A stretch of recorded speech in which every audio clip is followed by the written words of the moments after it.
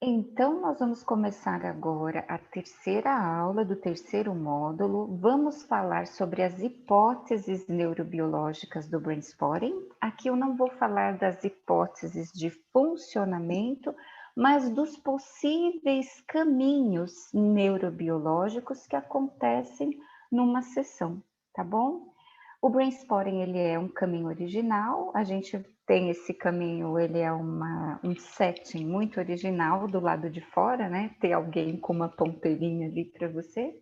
E também é um caminho muito original do lado de dentro.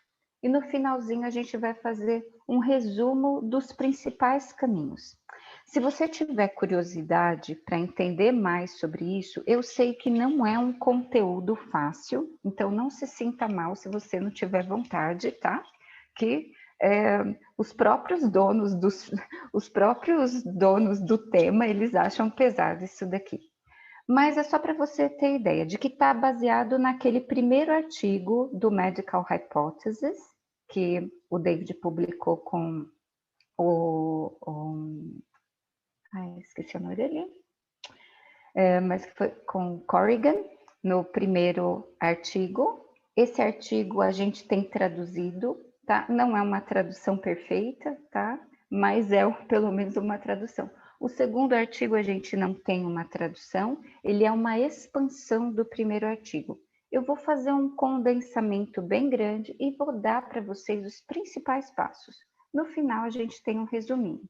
Então, aqui a gente vai conhecer as possíveis rotas neurobiológicas que podem ser hipotetizadas, são hipóteses, tá? Para o brainstorming e como a resolução dos sintomas traumáticos pode ser alcançada no nível neurobiológico do self. Algumas pessoas aqui não têm familiaridade com a terapia brain-based, portanto, não se sintam obrigados a saber isso daqui. Mas tem muita gente aqui que já pelo menos experimentou. Então você vai entender como é que esse caminho acontece também dentro de você, ou as hipóteses relacionadas. Aqui eu tenho um mapa cheio de caminhos que levam a Roma. Esse mapa ele foi feito por um grupo de estudos alemão e eles queriam comprovar, será que aquele ditado, todo caminho leva a Roma, é verdade? E tiraram a foto e viram que é. Olha lá, quantos caminhos levam a Roma.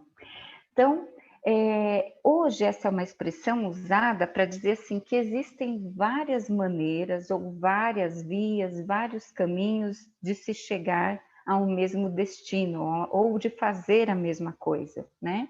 Mas alguns caminhos podem ser mais fáceis, outros mais difíceis, alguns mais curtos, outros mais distantes, alguns são verdadeiros atalhos, né? E reforçando as informações da primeira aula que eu disse, lembra da meta-análise das psicoterapias? Todas as terapias funcionam, todas elas vão chegar num lugar de resolução para o seu cliente, mas pode ser com mais ou menos tempo, com mais ou menos, entre aspas, resistência, né? E algumas abordagens, elas funcionam como verdadeiros atalhos. Quando eu comecei a trabalhar com MDR, eu ficava chocada de cara com os resultados que aconteciam em pouquíssimas semanas. Mas quando eu comecei a trabalhar com os pacientes dissociados, eu via que ainda as coisas enroscavam bastante. Quando o brainstorming se apresentou para mim, eu falei, gente, são atalhos, né? Atalhos muito grandes. Tem problemas? Tem problemas, como todas as intervenções terapêuticas, mas a gente percebe que é um caminho bastante original.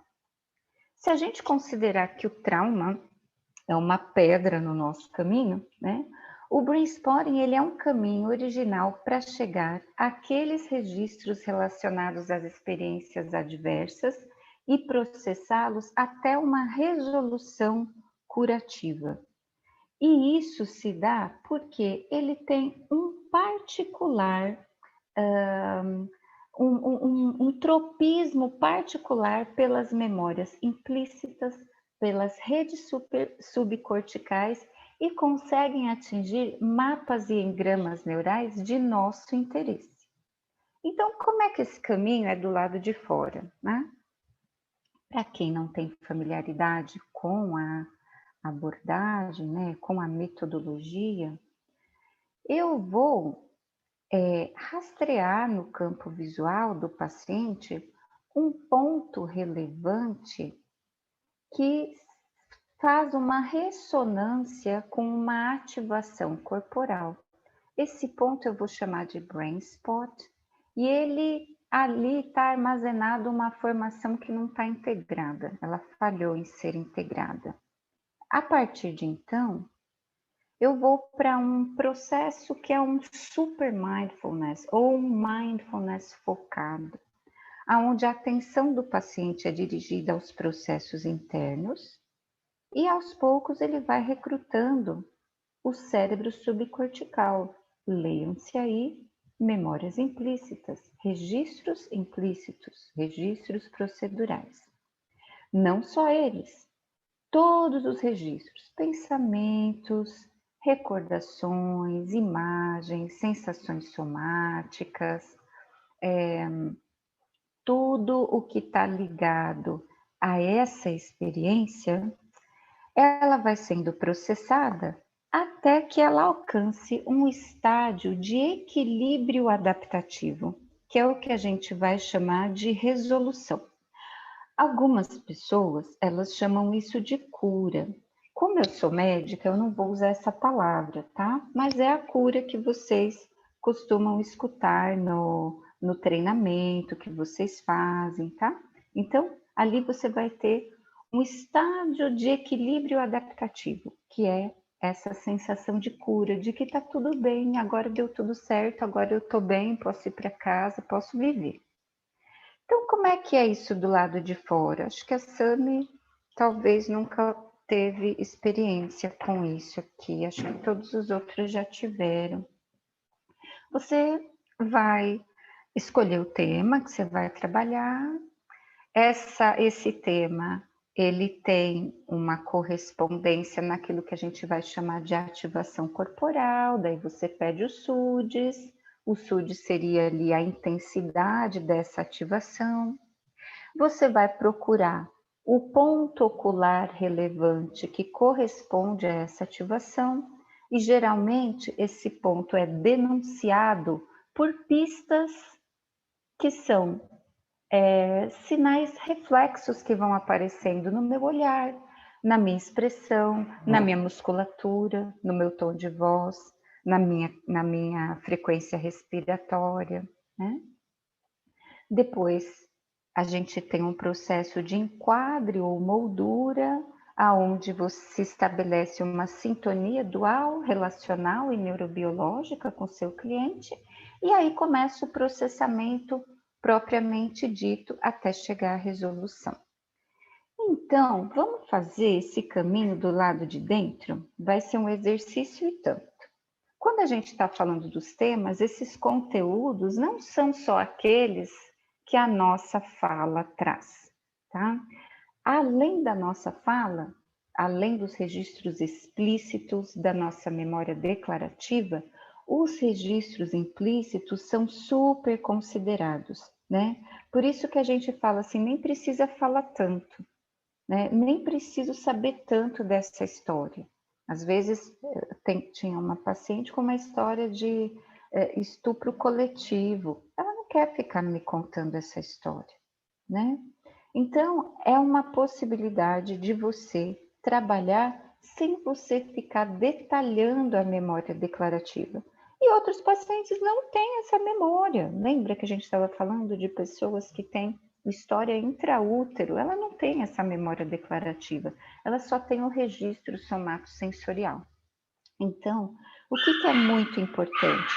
A sua atenção para a fala, para a entonação da voz, para o olhar, para a postura, para os silêncios. Sim, os silêncios também são conteúdos que a gente vai trabalhar nesse setting, né? E aí você vai perguntar, né? Como é que você sente no corpo?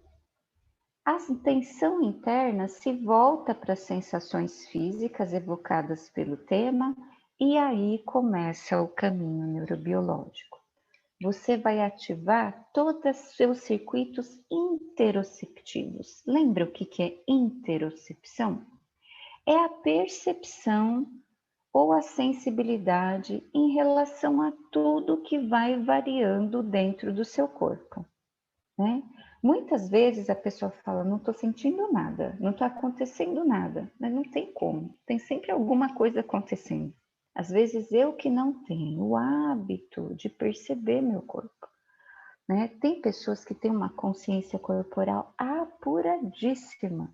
Esses dias eu estava trabalhando com uma dentista e a gente estava falando de uma situação de raiva e ela sentia a raiva penetrando na raiz dos dentes, extrapolando para as dentinas todas, né? E as cavidades todas, ela sabia descrever anatomicamente como é que estava toda a sensação interna dela. Esses registros somatoviscerais, procure pensar sempre neles como em gramas subcorticais ou memórias implícitas, tá?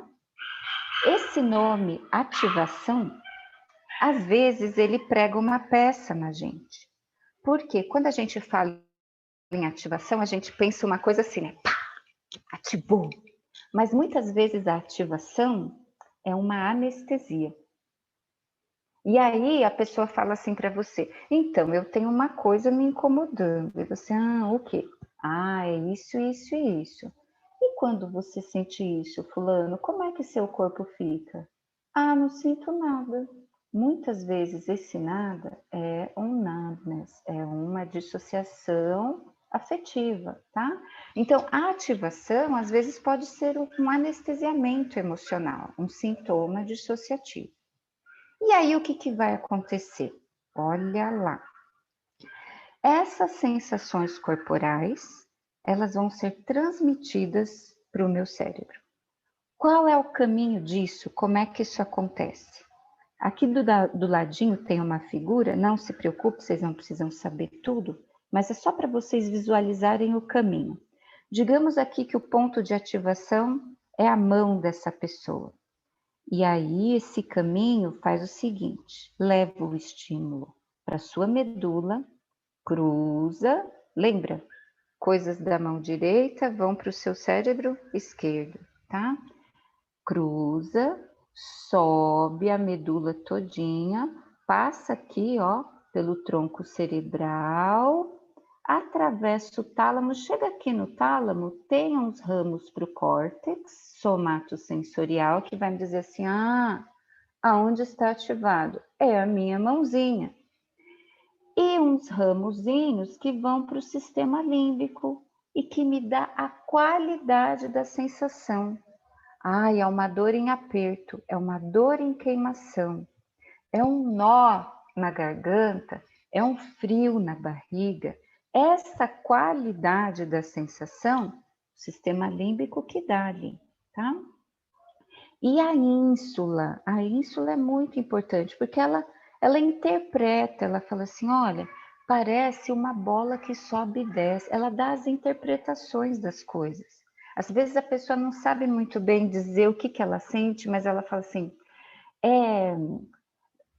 aqui é muito comum das pessoas usarem, não é um medo, é um receio. São coisas diferentes isso para ela, né? Não é bem um receio, é tipo assim, não é que eu não quero, ela fala, não é que eu não quero, toda aversiva, né? Não é que eu não quero, e a posição dela vai te mostrando aonde é que ela tá, né? Então eu vou pedir para você fechar os olhos um minutinho, lembra da sua sessão de brainstorming ou de um cliente seu, que aconteceu uma ativação em algum lugar do corpo, e agora pensa nesse caminho. O que aconteceu com a propriocepção sua ou dele? Aonde é que foi? Na barriga, no coração, no dedão do pé? Observa o caminho. Observa esse caminho subindo lá pela sua medula. Passou o tronco cerebral, passou lá pelo mesencéfalo, tálamo, foi lá para o córtex somatosensorial, foi para o sistema límbico e agora você está entendendo o que é que você está sentindo no corpo.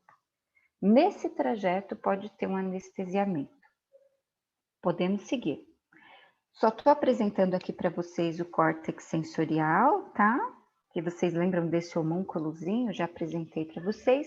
E a ínsula, que também vai participar desse momento. A ínsula é um lobo profundo, situado lá no fundão do encéfalo. Poucas pessoas falam dela, mas ela é extremamente importante para ela contar para a gente como a gente está se sentindo. Sabe essa coisa do como é que eu me sinto a meu respeito? A ínsula que faz isso daí muito bem. Ela também decodifica muito o paladar. É uma espécie de intérprete do cérebro. Ela traduz o som. Ai, que som agressivo. Ai, que cheiro nojento. Ai, que sabor colorido, tá? O nojo, desejo, orgulho, arrependimento, culpa, empatia, ela está muito ligada nos processos empáticos, tá? Ah, poxa, eu nunca perdi um filho, mas eu consigo imaginar como deve ser essa perda. Tá? O ponto 3 é achar esse ponto ocular relevante, o próprio brain spot. Esse é um ponto do campo visual do seu cliente que ele tem ressonância ou correspondência com aquela perturbação interoceptiva, com aquela ativação. E quando você olha para esse ponto, aquela ativação aumenta mais, tá? Aqui eu vou ter 2 engramas básicos muito interessantes participando desse momento. Um é a resposta de orientação oculomotora adaptativa. Então, essa varredura que o olho do cliente vai fazendo, tá? Ela acontece não só por estímulos visuais, mas também por estímulos auditivos, outros estímulos emocionais, tá? E o movimento sacádico dos olhos. Então, vamos explorar um pouquinho disso. O ponto ocular relevante é quando eu escolho qual a técnica que eu vou usar dentro da metodologia do brainstorming. Eu posso usar janela externa, janela interna, ponto de mirada, eixo Z, tá? A gente não vai falar de todos aqui, mas vamos falar dessa coisa mais básica. Quando eu, por exemplo, estou trabalhando com uma janela interna, eu vou explorar as posições oculares relevantes, vou perceber esse sinal, né, essas pistas automáticas que acontecem no olhar do cliente, e esse piscar que vai acontecendo também está relacionado com as redes de atenção, que controlam mudança de atenção. E quais são os participantes desse processo? Os colículos superiores, o mesencéfalo em si e os campos visuais frontais do córtex. Paty, mas o córtex visual não é lá o occipital? Gente, vocês vão ver que tem coisas relacionadas com a nossa visão que não necessariamente estão relacionadas à produção de imagem, ok? Então, vamos explorar um pouco disso. A resposta de orientação adaptativa, ela envolve uma hierarquia de estruturas cerebrais. Os colículos superiores são velhos amigos seus, vocês já conhecem muito bem. Os gânglios da base, que nós não falamos tantos nele, o núcleo pulvinar do tálamo, a amígdala você conhece, o hipocampo você conhece. Talvez você não conheça aqui muito bem o córtex cingulado posterior e anterior, mas não se preocupe, nós vamos apresentar para você agora. Então, uma coisa que faz com que o brainstorming seja um caminho um pouco mais rápido do que as outras intervenções é esse acesso muito fácil ao tronco cerebral, ao mesencéfalo, pelos colículos superiores. Porque quando você fixa o olhar, você faz um acesso imediato nos colículos superiores do mesencéfalo. o que vai acontecer também? Você vai orientar o seu organismo para esse ponto. E essa orientação envolve os movimentos dos olhos, os movimentos da estrutura da face, do tronco, do pescoço, tá? Toda essa movimentação vai ser modulada pelos gânglios da base. O tálamo, vocês lembram daquela estação que entra trem, entra ônibus, entra avião, intermunicipal? A gente falou deles, mas especialmente aqui, ó, o núcleo pulvinar do tálamo, ele tem uma conexão direta aqui para o córtex visual, também é um atalhozinho, tá? O hipocampo e a amígdala vocês conhecem. O cingulado anterior, gente, uma fofa essa partezinha aqui. Quando as pessoas pensam nas relações amorosas que elas têm, na ternura, no cuidado, na esperança, na confiança no ser humano, na autoconfiança, isso daqui fica super ativado, tá? E a parte posterior está mais relacionada ao processamento das memórias. Então, o que acontece nessa resposta de orientação adaptativa? Uma ameaça externa ou também uma ameaça que já está guardada aqui dentro, ela inicia uma varredura que vai ativar esses colículos superiores no mesencéfalo. Os colículos superiores recebem informações diretamente da retina, mas também daqueles córtex relacionados à visão, não só aquele córtex visual, occipital, que você está acostumada com ele. E isso acontece, gente, ó, 100 milissegundos, tá? No artigo 2, em relação a cada etapa da orientação, ele dá para você a velocidade com que isso acontece no seu organismo. Os colículos superiores detectam mudança de luminosidade no ambiente com a ajuda dos gânglios da base e do cerebelo, desse você lembra, né? Eles vão dirigir os movimentos ou em direção ao estímulo, se for um estímulo apetitivo, ou afastando do estímulo, se for um estímulo aversivo, ou neutros também, tá? E isso, para alguns pacientes, é um jeito muito preciso. Vocês já viram que tem pacientes que às vezes brigam com você? Não é aqui, um pouco mais para cá, um pouco mais para cá. Agora aqui, esse ponto um pouquinho aqui. Vem mais para cá, mais para cá, mais para cá, né? Essa precisão é dada pelo mapa retinotópico que a gente tem nos colículos superiores. Olha aqui que interessante. Esse daqui é o seu campo visual, tá? Tem uma hora que esse daqui, por exemplo, e esse daqui, ele se sobrepõe. Você percebe que esse quadriculado aqui, que a gente chama de quadriculado horizontal, vertical aqui, ele tem uma representação nessa retina do lado externo e nessa retina do lado interno. Enquanto que esse quadriculado radiado aqui, né, ele vai ter uma representação nessa retina do lado externo e nessa retina do lado interno. Essas fibras aqui que saem, são nervo óptico, elas vão se cruzar e olha o que acontece no colículo superior. Todas aquelas linhas radiadas vêm para cá e todas as linhas quadriculadas, horizontais e verticais vêm para cá.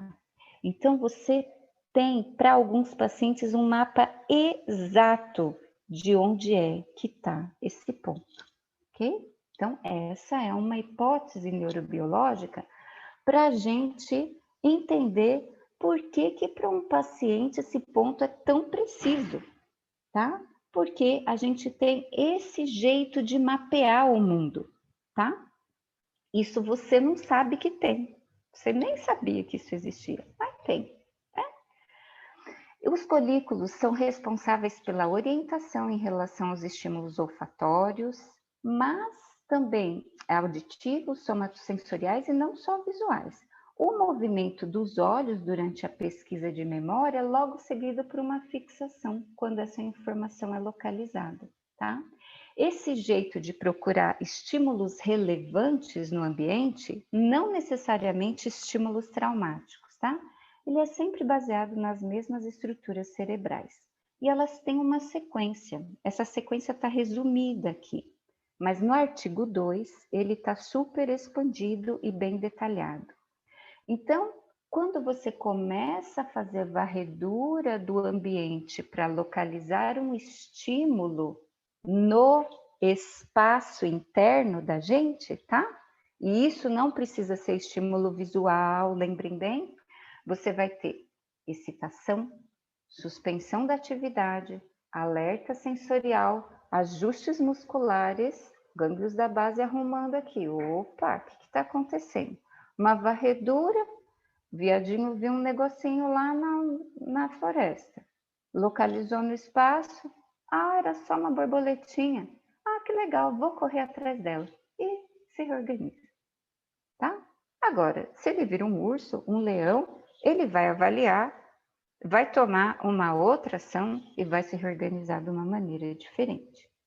Essa orientação reflexa de Pavlov é um sistema funcional bastante complexo, que inclui atividades integrativas em diferentes níveis do cérebro.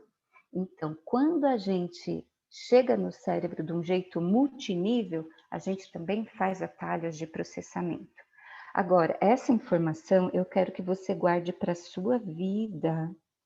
Esta orientação de estímulo a qualquer novidade, ela está integrada ao sistema Seeking de Panksepp, que são os engramas de base do self, tá? Quando a gente estudar neurociência afetiva, se algum de vocês quiserem ir para a nossa próxima temporada de estudos, nós vamos explorar esse sistema, tá? Mas no próximo bloco, na teoria polivagal, nós vamos falar um pouco mais dele.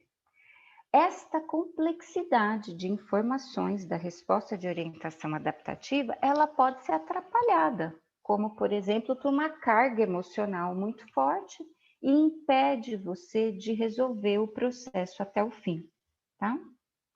Marquei com uma estrelinha, porque aqui tem bastante informação importante. Quando você não consegue completar a sequência inteira no momento do trauma, alguns componentes ficam sem resolução e ficam se repetindo, né? Sujeitos a ocorrer novamente quando houver um disparador. Por quê? Porque ele quer chegar no fim daquela cascata de eventos daquele engrama. O truncamento da orientação adaptativa vai repercutir clinicamente como sintomas.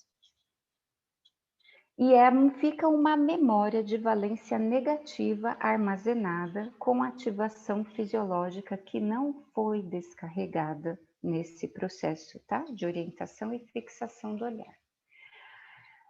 Mais precisamente sobre a fixação do olhar, vão participar os movimentos sacádicos e microsacádicos.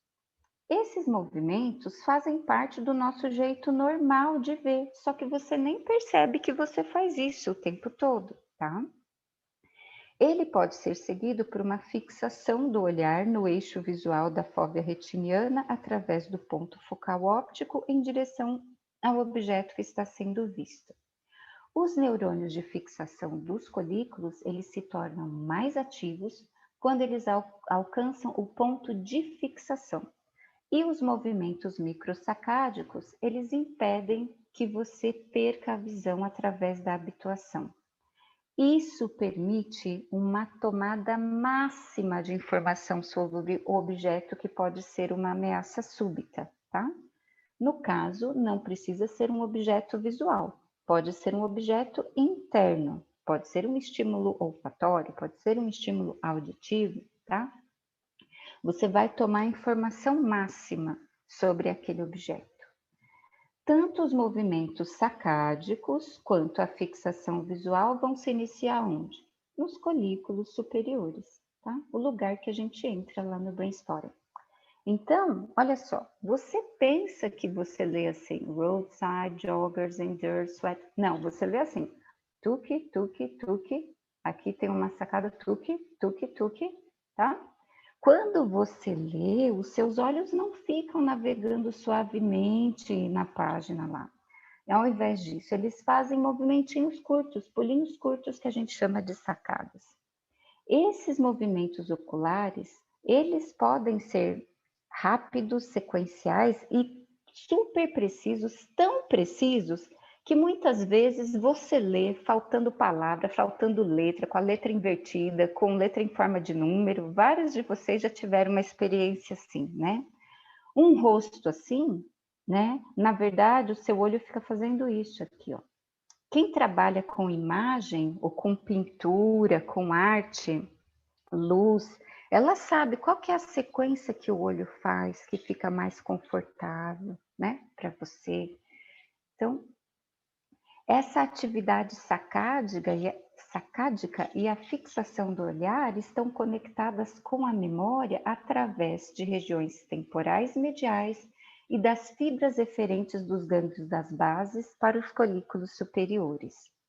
O foco numa memória que seja suficiente para induzir uma ativação sustentada no lobo temporal medial inibe o estriado com o qual existe uma interação competitiva e libera os neurônios de fixação do olhar do colículo posterior.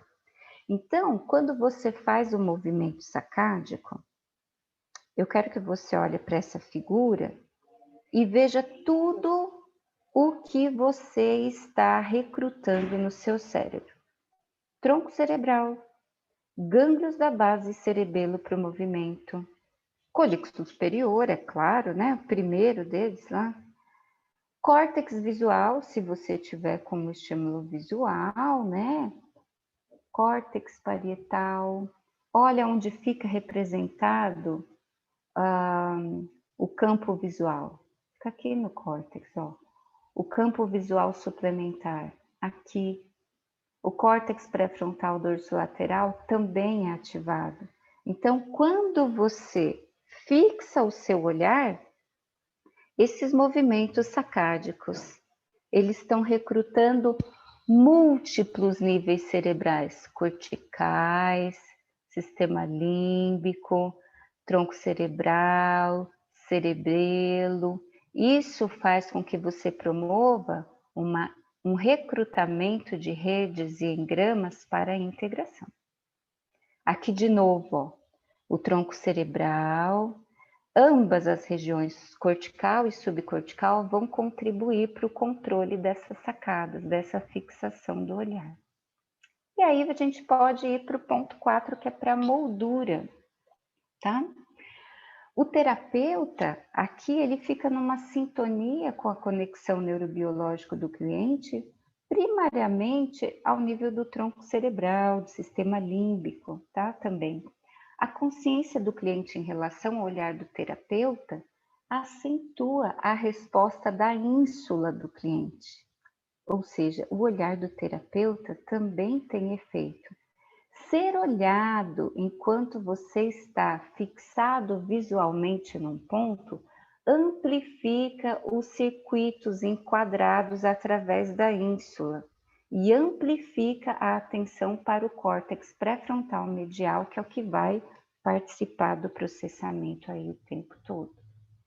Também participam nesse momento a substância cinzenta periaquedutal. Essa daqui vocês eu acho que não conhecem, vou apresentar para você. Olha aqui onde é que ela fica. Quando você, aqui tem vários cortes, ó, aqui está no tronco cerebral, ao nível da medula, aqui você está no nível inferior do bulbo, ela está bem aqui, ó, em cima, no mesencéfalo.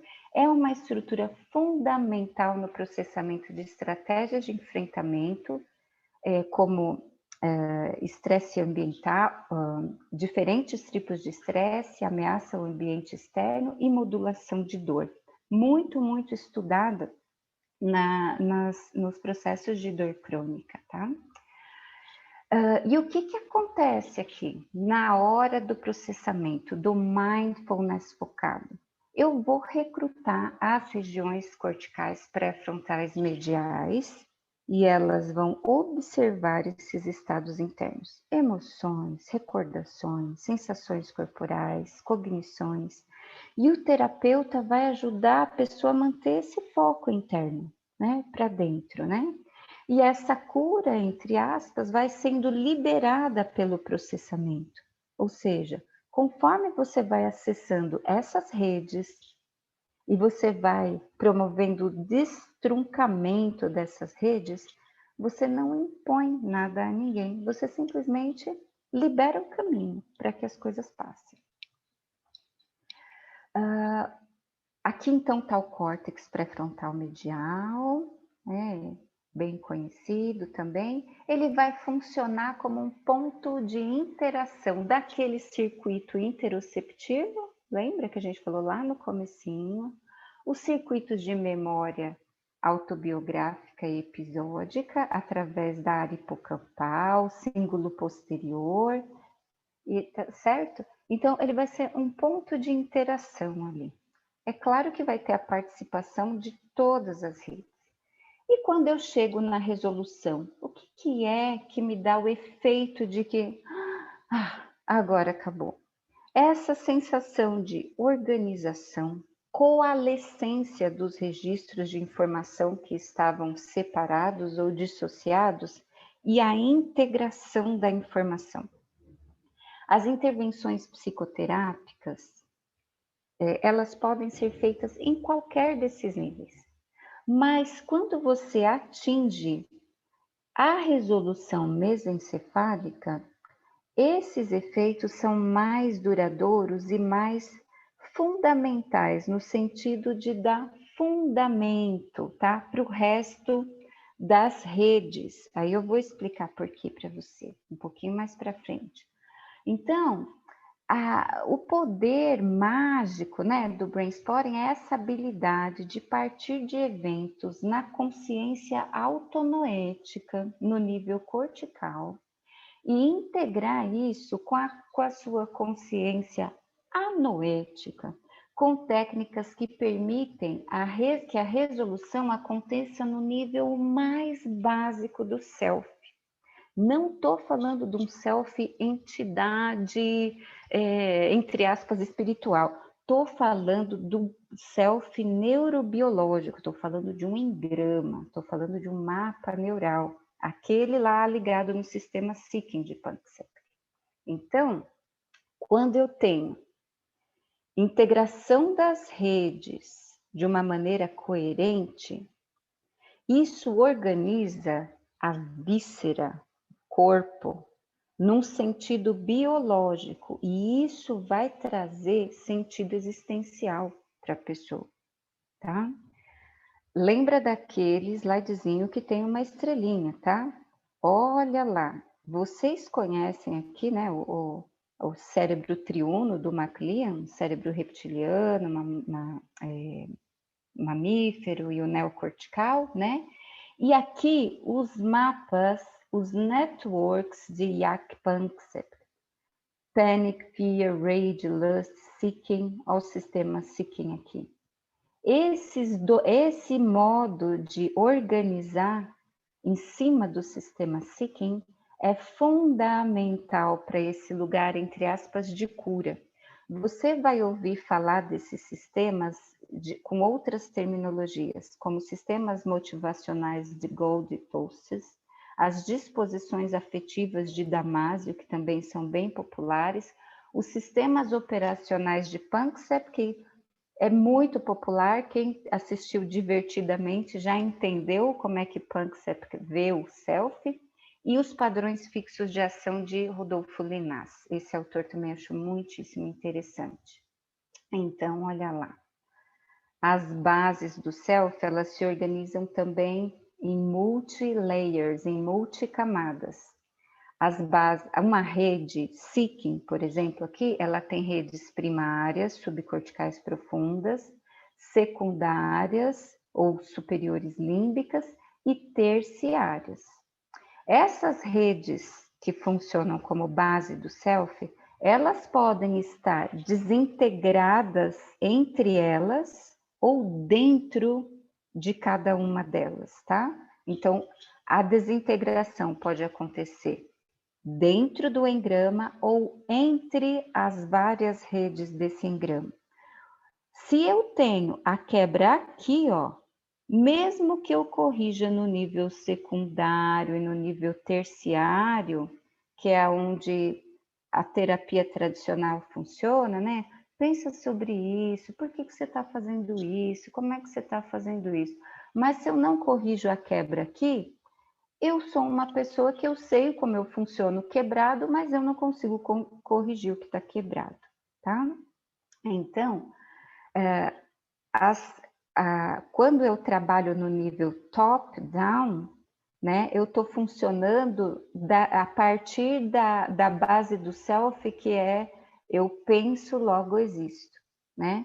Se eu trabalho de baixo para cima, né, eu vou trabalhar no eu sinto, logo existo. Agora, quando eu junto, quando eu faço síntese daquilo que eu penso com aquilo que eu sinto, do processo top-down com o processo bottom-up, aí eu sinto, portanto eu penso, eu junto, eu ligo, eu sintetizo, aí eu sou, certo? É mais ou menos esse lugar que a gente está falando quando a gente chega na resolução, nas bases do self.